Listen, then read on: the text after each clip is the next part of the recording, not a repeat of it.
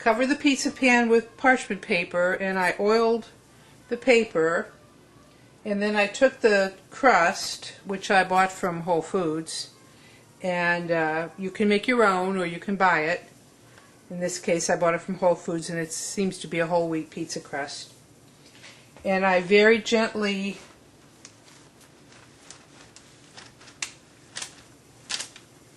press on the dough and shape it into the shape of the pan that I want.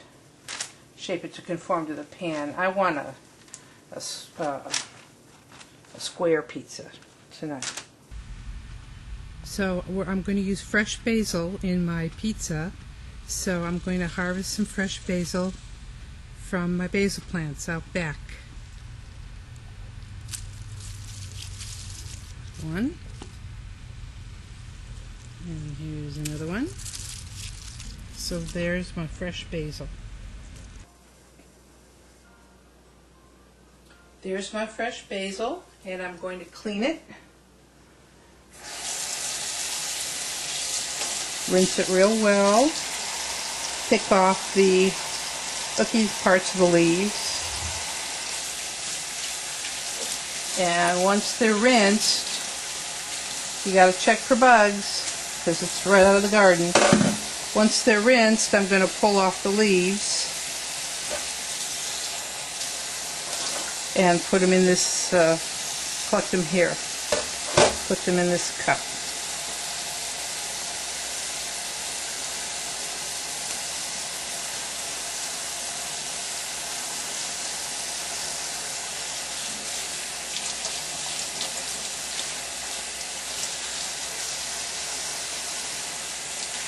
So I'm only picking the good leaves. If they're a little bit brown, I'm not going to use them.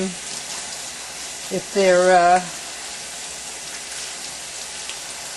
got a hole in them, I'm not going to use them.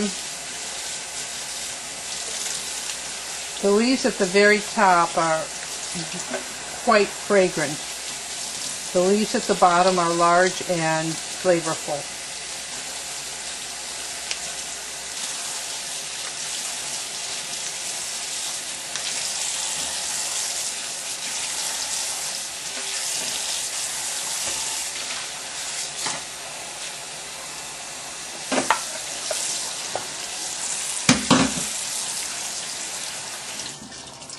So there are my fresh basil leaves.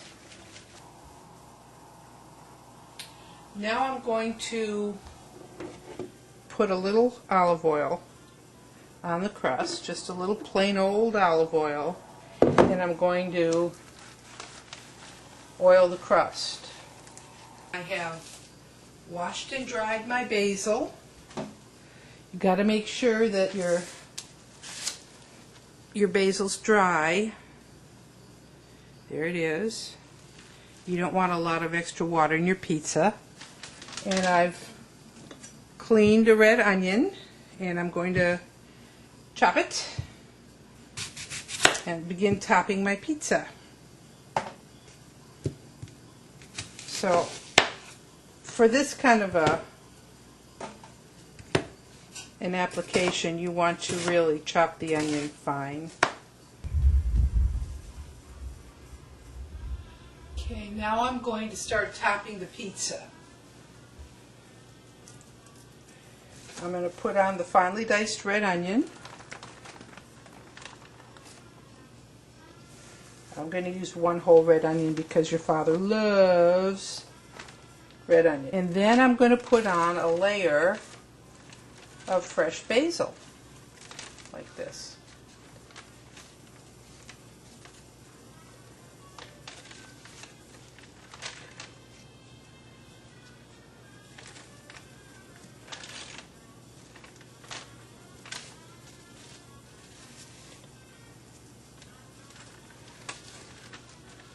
Okay, so there's the pizza with red onion and basil topping.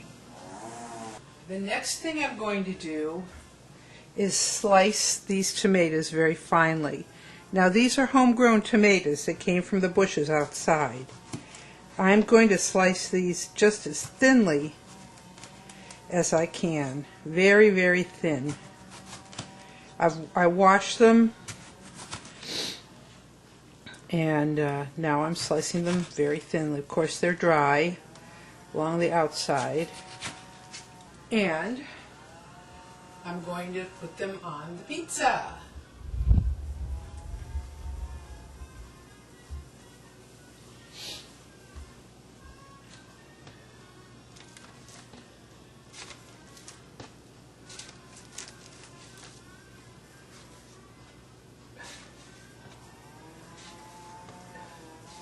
So there is our tomato-topped pizza. So, you shouldn't put too many ingredients on a pizza. So, just a couple besides the sauce and cheese. Well, the tomatoes are our sauce. The tomatoes and basil are our sauce. Now, these are marinated artichoke hearts that I got from the salad bar at Whole Foods. So there is our pizza, topped with tomatoes, basil, marinated artichokes,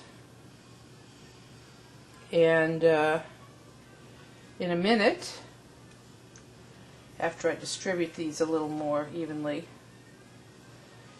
I will add our final topping, which is grated Romano cheese. So, not too much, maybe a little more, and that'll be it.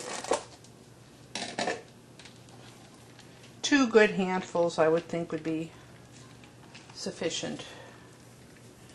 And then on top, 1, 2, 3, nice little sprigs of basil.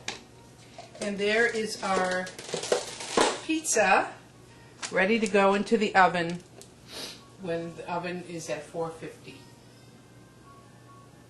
So there's our pizza. It's topped with fresh red onion, chopped fine, a layer of freshly harvested basil, thinly sliced homegrown tomatoes, marinated artichoke hearts, and Romano cheese. And now it's time to put it in the oven for 8 to 10 minutes at about 450.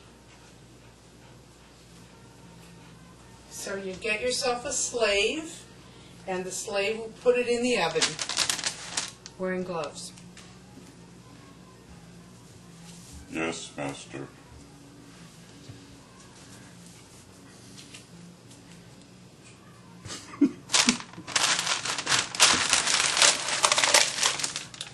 Eh? Eh?